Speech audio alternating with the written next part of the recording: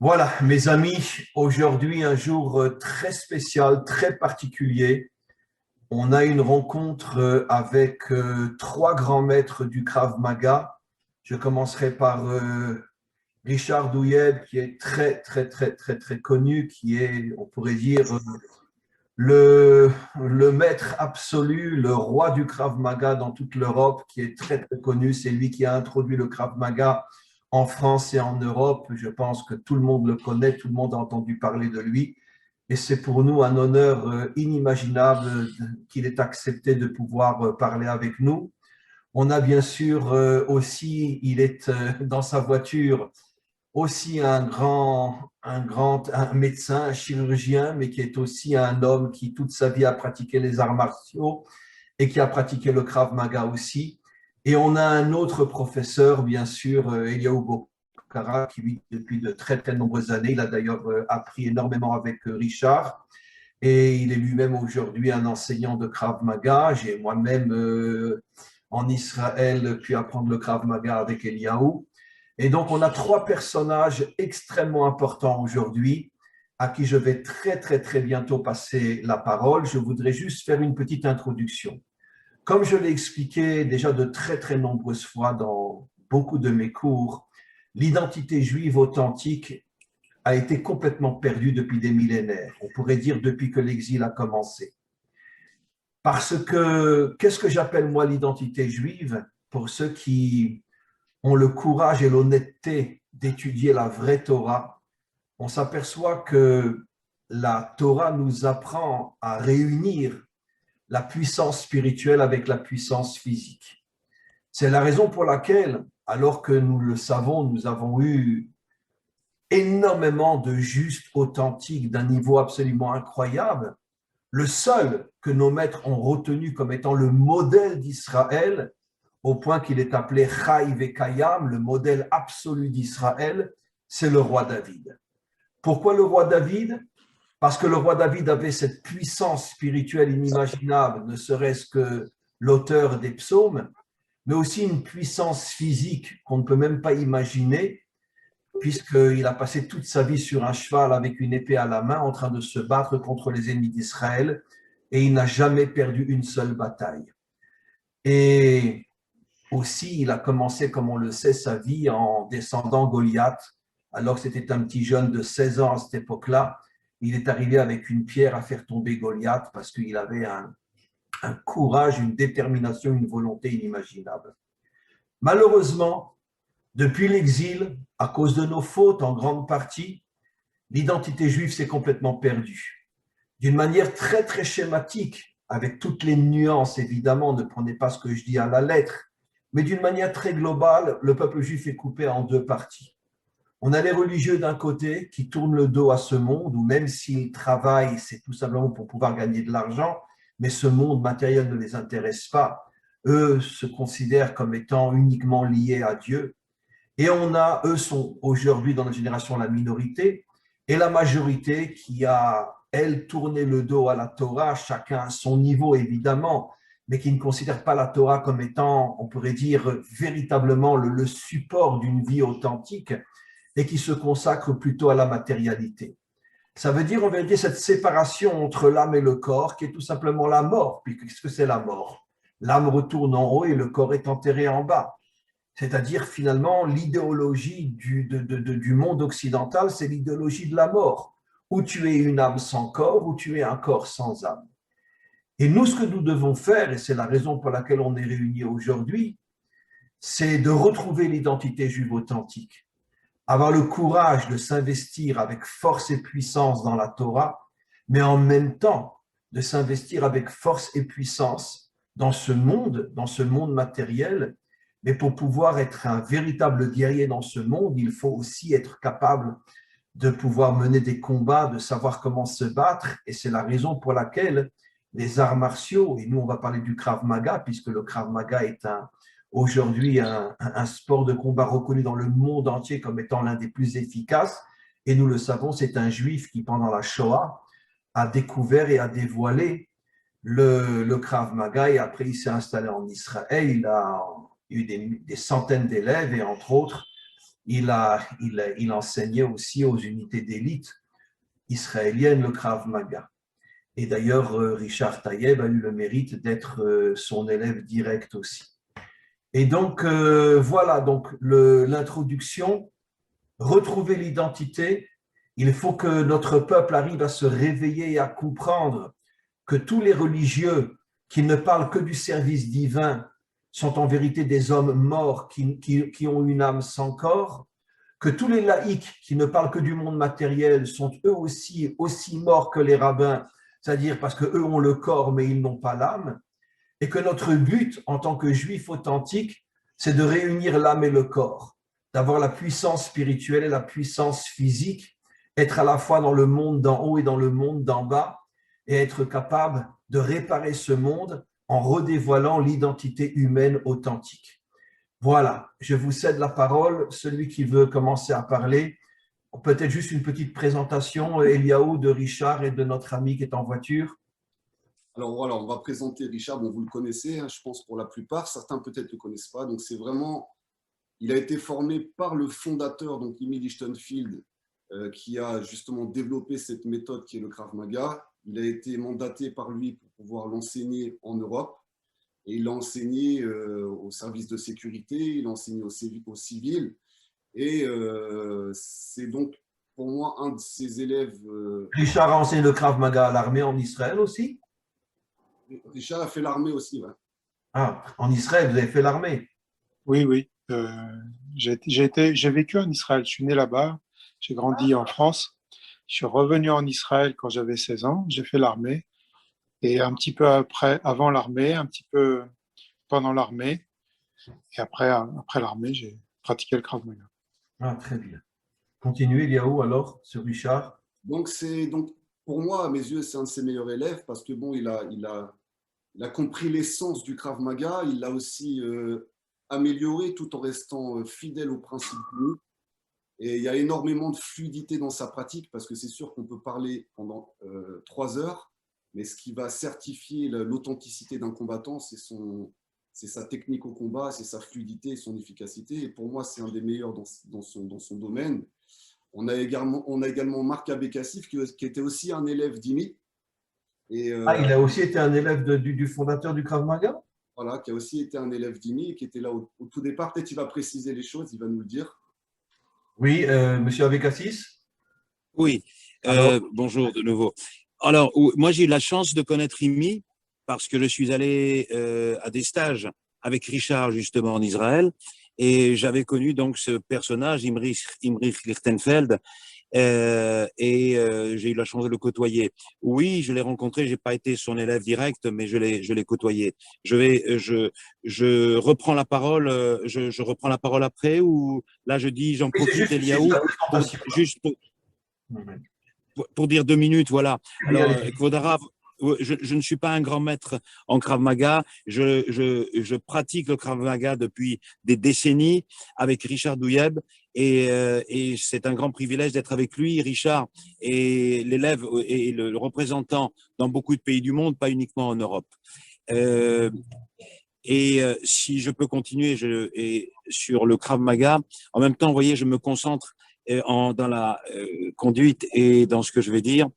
Ce qui m'a énormément plu dans le Krav Maga, c'est que moi j'avais entendu parler du Krav Maga déjà en Israël et après parce que j'avais travaillé dans des services de sécurité où on s'entraînait et on ne disait pas vraiment Krav Maga parce que Krav Maga c'est un terme un peu générique en Israël qui veut dire sport de combat, etc.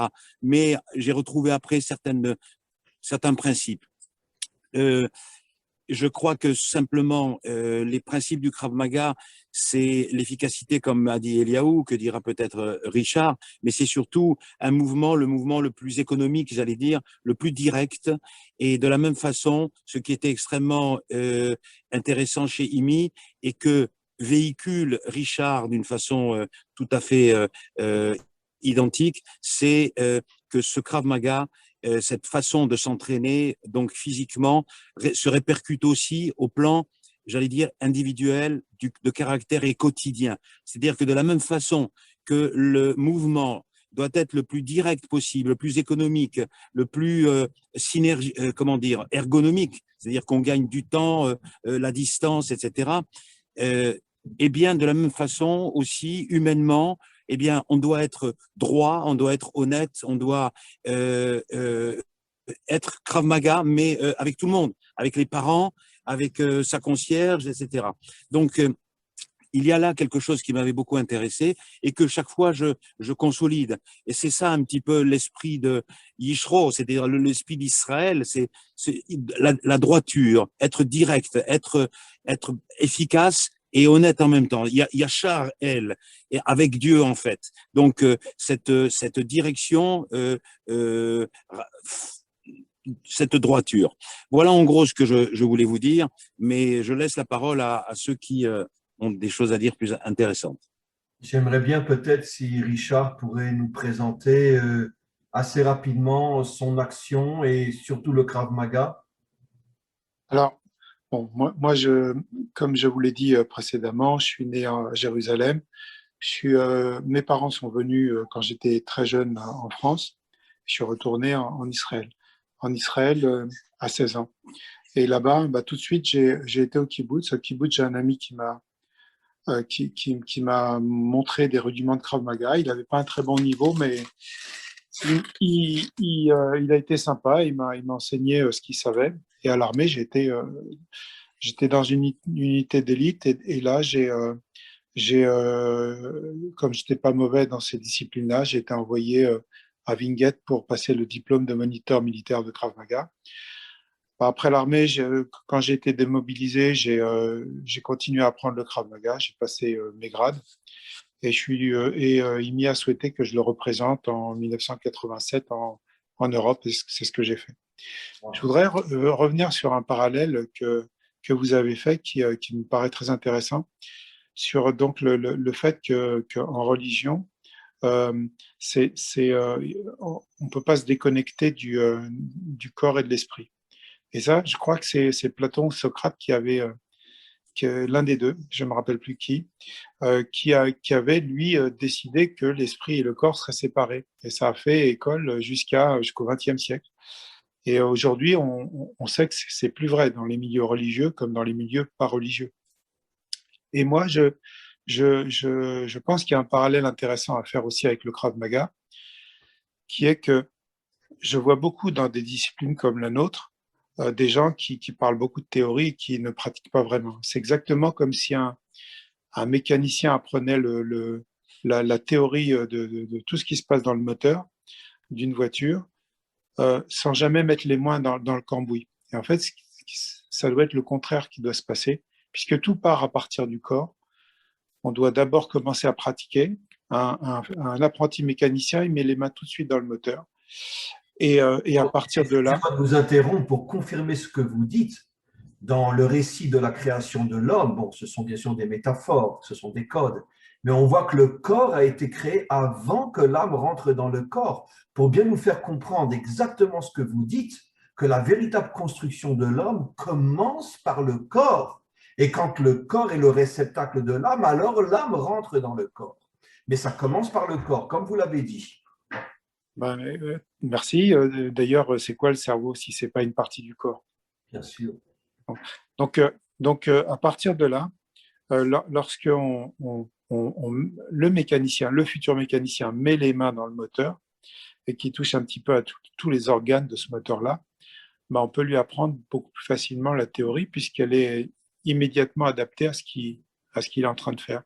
Et nous, c'est pareil. Moi, j'ai tellement vu dans les milieux les différents milieux des différents arts martiaux, tellement vu de gens qui étaient vraiment plus préoccupés par ce qui n'était pas essentiel, c'est-à-dire une partie qui était théorique, mais là, cette partie pratique-là, on ne la voyait pas. Et en fait, c'est vraiment pour ça, Imi, il était extraordinaire, parce que Imi, à chaque fois, il nous recadrait, à chaque fois, il nous ramenait à l'essentiel.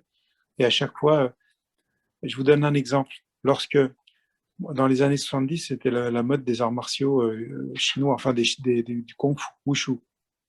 Il y avait des films qui sortaient par paquet de 12, qui avaient été réalisés en une semaine. et on voyait des gens qui étaient handicapés, qui arrivaient, quelqu'un qui manquait un bras, il arrivait à exterminer 25 personnes, etc. Et quand moi j'allais voir Rémi, je lui disais, tu crois que c'est possible, quelqu'un qui est unijambiste ou alors à qui il manque un bras, etc. Il me dit, mais il faut bien savoir que celui à qui il manque un bras, il aura le problème de son handicap. Et donc, il me ramenait à la réalité en disant, s'il est fort, il sera fort par rapport à ce qu'il est, mais il aura quand même le problème du fait qu'il lui manque un bras. Et ça, c'était très, pour le jeune pratiquant que j'étais, c'était une très bonne chose parce que ça me remettait toujours sur les rails. Et je pense il a contribué à former mon esprit de manière à ce que je ne parte jamais trop dans les nuages pour rester vraiment précis, pragmatique et puis pas me raconter de bêtises. On le voit dans toutes les disciplines. Hein. Je monte à cheval aussi, et puis dans le milieu du cheval, on voit des gens qui ils arrivent et ils cirent les sabots de leurs chevaux, ils les brossent, etc., puis ils ne montent jamais dessus. Donc, et jamais ils apprennent à leur cheval, mais par contre, ils connaissent tous les termes techniques, etc., mais sauf que quand ils sont à cheval, ben, ils ne savent pas quoi faire. Donc, je pense que c'est quelque chose qui est ancré dans l'esprit humain. On peut s'éloigner un petit peu. Se cacher de la réalité, ça peut être un problème que beaucoup de gens parmi les humains ont. La grande majorité, d'ailleurs dans le monde religieux, toute religion confondue, c'est exactement le même phénomène. On est très fort en théorie, mais qu'est-ce que tu fais concrètement pour changer le monde? Qu'est-ce que tu fais dans ce monde? Et là, il n'y a pas de réponse. Ça veut dire Voilà. que dans tous les domaines, on est face à ce problème. Personne n'a le courage de descendre dans la réalité, parce que pour descendre dans la réalité, il faut être un combattant, et les gens n'ont pas envie de se battre. Ils préfèrent rester dans leur nuage. Voilà, c'est ça. Ça peut être peut-être salvateur quand on est enfant et on a des difficultés. C'est Boris Cyrulnik qui disait qu'à un moment donné, quand un enfant se raconte des histoires, ça peut l'aider, ça peut le soulager, mais à un moment donné, on grandit et là, notre épanouissement personnel doit être suffisamment bon pour qu'on puisse revenir à la réalité, sinon on n'avance pas. Et ça ramène quand même à l'essence du don de la Torah. Justement, j'ai une question que je voudrais te demander, Eliaou, à laquelle je voudrais que tu répondes.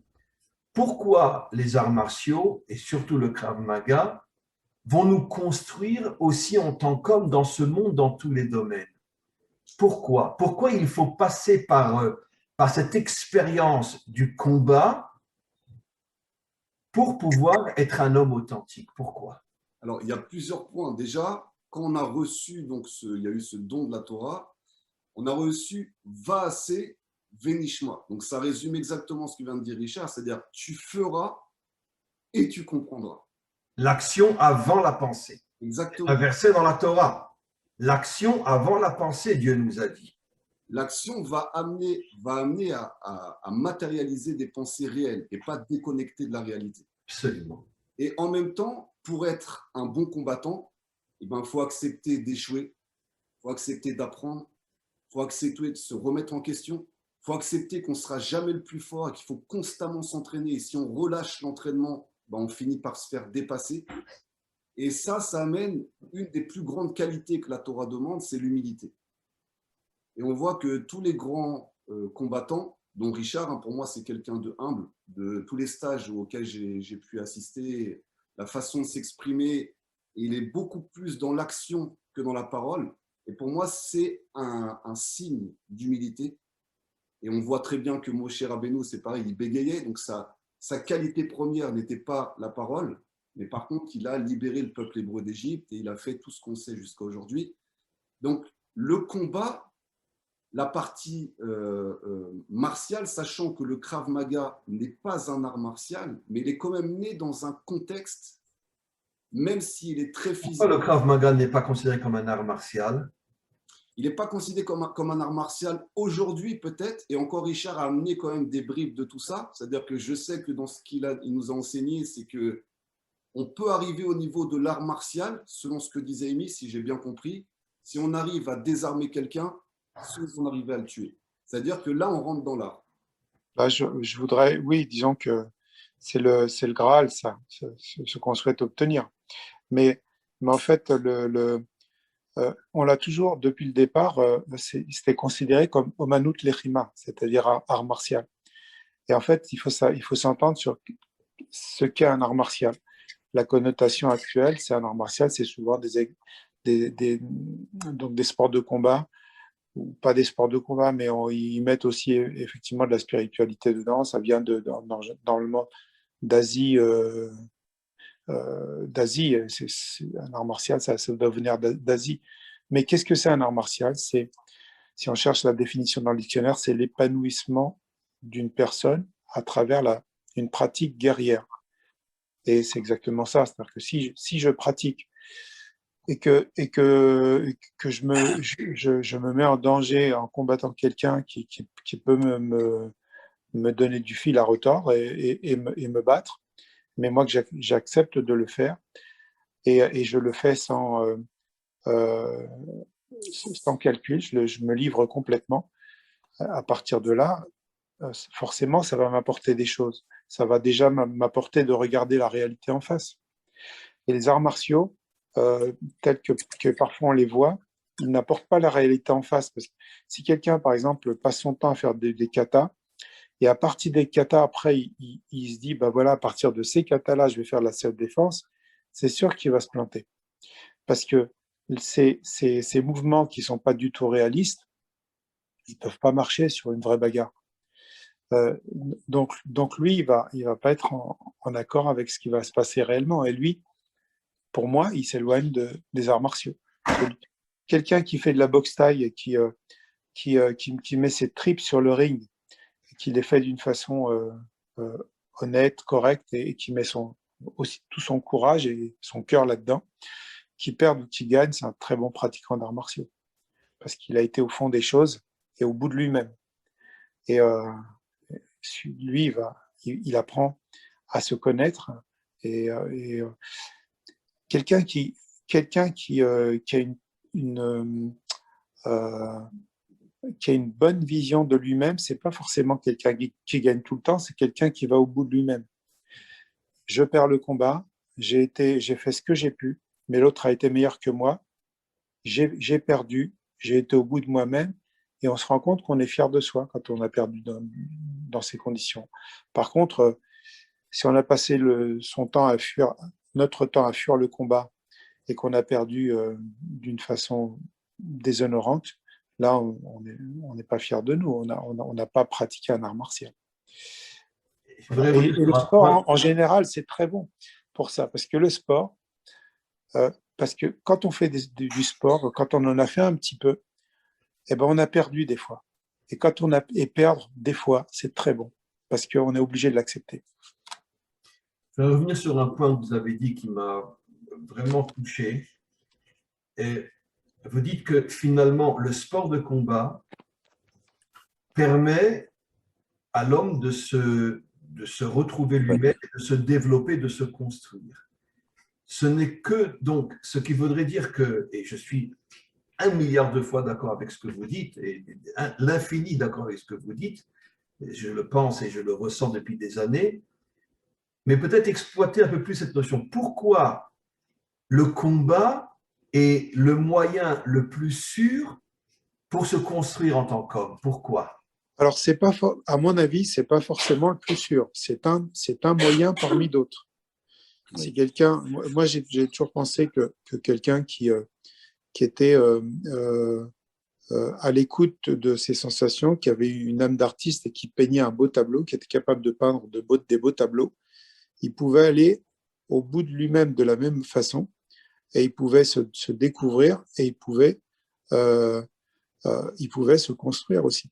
Et si on parle de ça, on peut parler aussi si on parle revient au sport. Le sport, à partir du moment où quelqu'un, c'est un coureur de 100 mètres, il n'est pas en forme le jour de sa compétition, il perd son 100 mètres, il se construit comme ça. Il y a des jours où ça ira, il y a des jours où ça n'ira pas. En tout cas, il sera toujours sur le chemin de la vérité. Donc, les sports de combat, le Krav Maga, c'est un moyen. Et heureusement que ce n'est pas le seul, parce qu'il y en a tellement de gens qui ne pratiquent pas le Krav Maga que ça serait dommage. Oui, mais il y a malgré tout un point commun dans tout ce que vous venez de dire, Richard, c'est que finalement, la mise en évidence de mes capacités jusqu'au bout, quel que soit le domaine, c'est ça ce qui me construit, que ce soit dans l'art, dans la musique, dans le combat, Exactement. aller jusqu'au bout. Et pas uniquement pour gagner de l'argent, mais pour pouvoir se construire aussi. Bien sûr, bien sûr. Sinon, il ne faut pas que C'est l'argent soit un moyen. comme dans notre vie spirituelle, je crois. Je crois que Hachem veut de nous pas le succès absolu et réussir dans toutes nos actions, mais je crois, de faire l'effort de cela et le faire jusqu'au bout. Et même si c'est un échec, mais de se relever. C'est donc l'effort, c'est le chemin qu'on va parcourir pour essayer d'arriver au mieux. Et comme tout sport d'ailleurs, que ce soit physique, un effort. C'est l'effort. La parole, encore une fois, pour vous confirmer ce que vous dites, on a dans le Talmud une phrase qui, on pourrait dire, l'un des drapeaux du Talmud qui dit Adam, les Amal Nivra, l'homme n'a été créé que pour faire des efforts. Ça veut dire que le but de ce qui donne un sens à la vie, c'est une vie d'effort. C'est ça. Oui.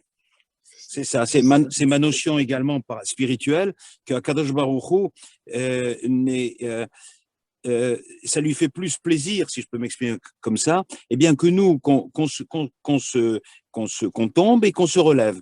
Et c'est ce relever-là qui est important pour lui. Et la faute, ok, c'est autre chose, mais on est là pour sans cesse se construire et certainement pas s'avilir ou se culpabiliser. C'est tout à fait contre, je crois, les sentiments spirituels, religieux, juifs, et également, comme vient de le dire Richard, comme dans un sport et au Krav en particulier aussi, quand on fait un combat et on n'est pas bien, ben on va pas dire je suis vraiment un nul, je suis un vrai zéro, etc.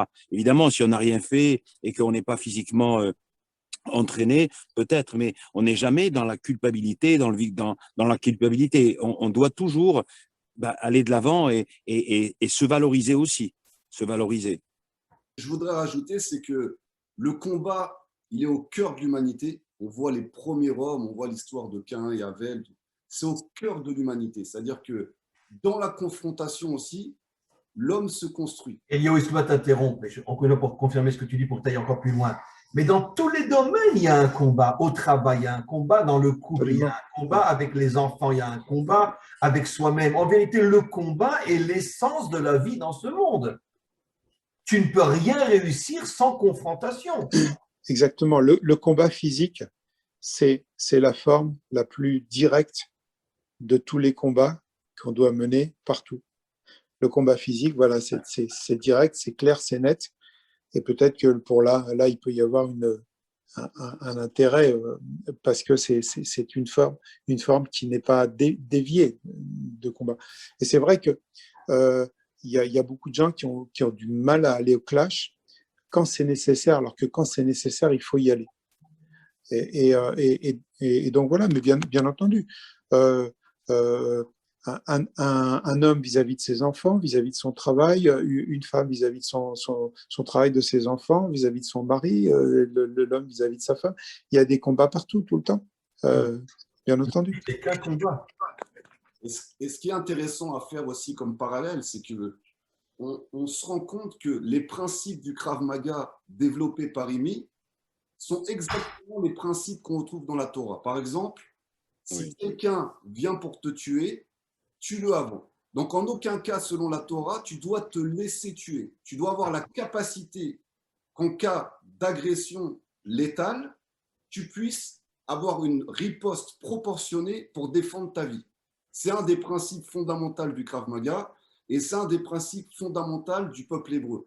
Donc, c'est pour ça les parallèles. Du peuple hébreu, comme il était une fois, quoi, parce qu'aujourd'hui, c'est pas comme ça. Même au niveau de notre armée. Aussi, Eliaou, pardon de t'interrompre, aussi, il y a le principe supplémentaire qui est que Imi disait, c'est un des premiers principes du Krav Maga, s'il y a un danger, évite-le. Et donc ici, il y a une autre dimension de totale humilité. C'est-à-dire que même si on t'insulte, etc., et que, non, ton ego, tu vas le mettre sous la table. Et parce que ça ne vaut pas le coup de peut-être de prendre un coup ou même de se confronter, je veux dire, physiquement, etc. Ou verbalement, je veux dire. Donc c'est ça, c'est l'humilité en même temps. S'il y a un vrai danger, alors ok, on se lève et on fait face au danger, mais sinon, eh bien, l'humilité, c'est à mon avis, une des valeurs principales et que également dans le Krav Maga, on véhicule aussi beaucoup. Parce que je crois que dans toutes mes années où j'ai pratiqué avec Richard et avec tous les instructeurs de Richard, il y a toujours eu cette humilité de dire, attends, oh, t'es pas le roi du monde, t'es pas le plus fort du monde, etc. Alors que j'ai eu l'occasion dans d'autres sports où les types étaient là, ils s'entraînaient, ils étaient peut-être un peu plus costauds, mais et ils se sentaient extrêmement bien. Et ils pensaient qu'ils allaient démolir le monde. Et c'est là qu'on voit que le combat est sous plusieurs angles, c'est-à-dire il y a tout le combat d'anticipation et de prévention, c'est-à-dire avant d'en arriver à un cas où tu n'as plus le choix, comme le disait Richard, donc le combat physique, il y a de tout le combat neuronal et le combat, je dirais, spirituel qui a très peu été enseigné aux Occidentaux par les Asiatiques parce que les Occidentaux ont retenu la partie que physique, ouais. et combatif des arts martiaux, alors que la plus grande partie, donc c'est la partie immergée de l'iceberg et la partie mentale, psychologique, spirituelle qui est cachée en dessous parce que qu'est-ce qui fait un grand combattant? Aujourd'hui, on le sait, et pas que dans les sports de combat, c'est le mental. Le mental va faire énormément la différence le jour du combat. C'est le texte qu'on a étudié ensemble hier. Bien sûr, on est d'accord. Et la spiritualité aussi est très, très profonde. Parce que si je me bats pour une cause, je me bats pour un but, ça peut être dans une cause négative comme une cause positive, et chacun va voir selon son angle, mais ça va donner une volonté, une détermination dans le combat qui peut faire que l'homme est à toute épreuve. Et il se relèvera tout le temps jusqu'à la finalité de la réussite du combat. Puisqu'on arrive pratiquement à la fin, je voudrais vous poser une question auquel j'espère que tous les trois allez apporter une réponse. Puisque j'ai commencé mon introduction en expliquant que l'identité juive et humaine en général, authentique, c'est justement à la fois la puissance spirituelle et la puissance matérielle qui s'unissent pour former un homme réel. Comment vous voyez-vous cette union entre la dimension spirituelle et la dimension matérielle? Comment vous la voyez? Commençons par Richard. Comment vous voyez-vous à votre niveau, finalement, cette prise de conscience que finalement, ce n'est pas l'homme qui s'est créé, c'est encore moins lui qui a créé le monde. Il y a forcément quelque chose derrière tout ça. Et comment finalement avoir une vie spirituelle authentique et en même temps liée à un engagement terrestre authentique? Comment vous le voyez, Richard? Moi, je suis pas religieux. Je fais partie du peuple juif, je le suis à 100%, mais je suis pas religieux. Ce qui ne veut pas dire… D'abord, je le sais, mais c'est pour ça que je vous pose quand même la question. Ouais. Parce que, excusez-moi de vous répondre, religieux, pas religieux, c'est uniquement de l'extériorité. Ce qui compte, c'est que vous avez une âme juive, ça c'est sûr. Et au niveau de votre âme, comment vous le ressentez? En fait, moi, alors, c'est pas tout à fait peut-être la réponse, mais déjà, il peut y avoir des gens qui sont de très bons combattants qui n'ont rien de religieux, y compris pas de spiritualité. En revanche, si quelqu'un veut avoir de la spiritualité, il faut qu'il soit prêt au combat, mais pas forcément au combat de Krav Maga, pas forcément un combat physique, mais prêt à tous les combats de la vie. Et je pense que ces gens-là qui ont un désir de spiritualité, ils peuvent, par le biais du Krav Maga, améliorer ça. Mais effectivement, on voit des combattants dans des compétitions qui ont pas grand-chose de spirituel. Ceci dit, s'astreindre à un entraînement régulier, précis, technique, ça les aide aussi. Hein. Et ça peut finir par leur donner quelque chose. Ça peut ne pas les aider aussi suffisamment. Moi, je pense comme vous que c'est indissociable. Si on veut un peu de spiritualité, il faut être prêt à des combats. On peut mélanger. Il faut que les deux soient au rendez-vous. Malheureusement, il peut y avoir un bon combattant qui n'a pas qui n'a pas le souhait, lui, de s'élever un petit peu spirituellement. Après, moi, c'est gentil ce que vous avez dit, mais je ne me considère pas comme si élevé que ça spirituellement. Euh, Après, je pense quand même que c'est essentiel d'avoir un minimum. Merci beaucoup, Richard. Monsieur Abécassis, comment vous voyez-vous l'union entre les deux? Alors, je réfléchis à ce que je peux dire. En tout cas, moi, je sais, c'est très basique, mais dans la Gemara, je crois qu'on conseille au papa d'apprendre, d'enseigner la natation à leurs enfants, Oui. parce qu'il y a un danger, etc. Et je crois que, j'allais dire, aujourd'hui, la société est méchante. Non, la société a toujours été plus ou moins méchante. Et je pense qu'il est nécessaire de se défendre, de défendre son intégrité, les gens qui sont autour de vous, etc., ou des gens que vous ne connaissez pas et qui sont peut-être plus faibles, apparemment. On est donc dans le Olam Asiya, c'est-à-dire que, bon, personnellement, moi, je sais pas, le mot religieux, je ne le connais pas, mais je sais pas trop. Je suis Shomer Shabbat et j'essaie d'être, voilà, Shomer Mitzvot, etc. C'est-à-dire que c'est pour moi mon chemin. Et je suis persuadé que chaque acte que je fais, chaque pensée, alors, me vient par le boss, par Hachem, et que rien n'est au hasard. Et donc, spirituellement, je vis avec cela d'une façon sereine et d'une façon joyeuse, parce que de toutes les façons, une situation qui est bonne apparemment ou qui est mauvaise apparemment, ben c'est pour mon bien, parce que Kadosh Baruch Hu, c'est lui qui me gère. Mais sauf que j'ai le libre arbitre et que je peux moi aussi décider absolument ce que je dois faire. Et le Olam Asiya, c'est justement ce monde de la réalité, ce monde de la terre à terre, qui me demande et m'exige de moi que je me lève le matin à 6 heures du matin, que je remonte les manches et que j'aille travailler, parce que rien ne se fait, parce que je ne crois pas au miracle et que rien, je n'attends rien d'un médecin ou d'un avocat ou de qui que ce soit. J'attends comme un intermédiaire. Mais je dois être voilà pratique et donc faire déjà cet entraînement physique, parce que le physique va aussi me nourrir me nourrir mentalement. Voilà un petit peu les choses. Voilà ce que moi je vois. Alors ça peut être comme peut-être Richard avait fait allusion à ça dans n'importe quel sport. Même si je faisais du sport, même du basket, mais avec le cœur, faire du foot, mais avec le cœur, et se donner vraiment. Voilà, mais j'ai toujours aimé un petit peu les arts, voilà, un peu de contact, les sports de contact. Et je crois qu'il faut, voilà, savoir se défendre aussi. Voilà, en gros, je refuse un appel. Très bien. Voilà ce que je pensais. Merci beaucoup, Monsieur Abécassis. Eliaou, tu veux conclure parce qu'il est tard maintenant, il faut qu'on arrête. Alors, Tu veux conclure un petit peu cette vente? j'aimerais bien conclure avec la phrase qui dit que la théorie, c'est quand on comprend tout, mais rien ne fonctionne. La pratique, c'est quand on ne comprend rien, mais tout fonctionne. Donc, je pense que là où l'homme met son énergie, il est capable de faire des prodiges et mettre des chefs-d'œuvre. Et c'est une forme de spiritualité, même s'il en a conscience ou pas conscience. C'est chacun après qui va ressentir son niveau d'élévation ou non. Et je pense que le destin du peuple juif, le destin d'Israël, et avec tous les personnages qui ont traversé l'histoire, que ce soit des hommes proches de la spiritualité ou proches de la matière, qui ont construit l'État d'Israël, qui se sont battus, qui ont pris les armes pour construire l'État d'Israël, je pense que c'est deux facettes d'une même médaille.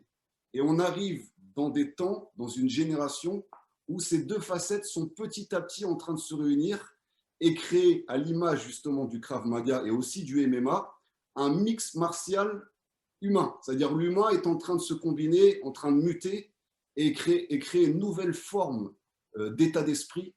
Et je ressens qu'on est vraiment à l'aube de cet état d'esprit, autant dans les sports de combat que dans la spiritualité que dans la réalité. Eliaou, tu veux dire que de la même façon que la Torah est universelle, le Krav Maga est universel aussi? Exactement. C'est-à-dire que le peuple juif est une extraction des 70 nations. Mais dans tous les pays du monde, on fait du Krav Maga. Même chez les non-juifs, il y a du Krav Maga aujourd'hui. Bien sûr, Richard, je ne me trompe pas. J'ai Oui, vu des vidéos Krav Maga dans tous les pays. bien sûr. Oui. Sûr. Aujourd'hui, les Juifs, comme vous l'aviez dit, sont minoritaires, donc ils sont minoritaires aussi dans la pratique du Krav Maga. Bien sûr. Écoutez, mes amis, je voudrais conclure cette rencontre magnifique entre nous quatre et je souhaite vraiment que Yahoo puisse en organiser d'autres et on aura suffisamment de sujets que l'on pourra traiter tous les quatre ensemble si vous êtes d'accord. Bien sûr, ni demain ni la semaine prochaine, mais on peut de temps en temps se rencontrer pour mettre au point des notions comme aujourd'hui qui sont à mon avis très très importantes. Et je vous souhaite et on se souhaite à nous tous une bonne continuation sur le juste, droit et vrai chemin. Et j'espère, mes amis, que l'on pourra se retrouver dans un certain temps pour retraiter d'un autre sujet. Voilà. Merci Merci beaucoup, beaucoup. Richard. Merci beaucoup, monsieur Merci à vous. Eliaou. Et je vous souhaite vraiment une grande réussite dans tous les domaines de votre vie, dans tous les aspects de votre vie, et que l'on puisse continuer à essayer et à devenir des hommes authentiques. Voilà. Amen. À À bientôt. Merci beaucoup. Bye bye. Au revoir. Bientôt. Bye bye.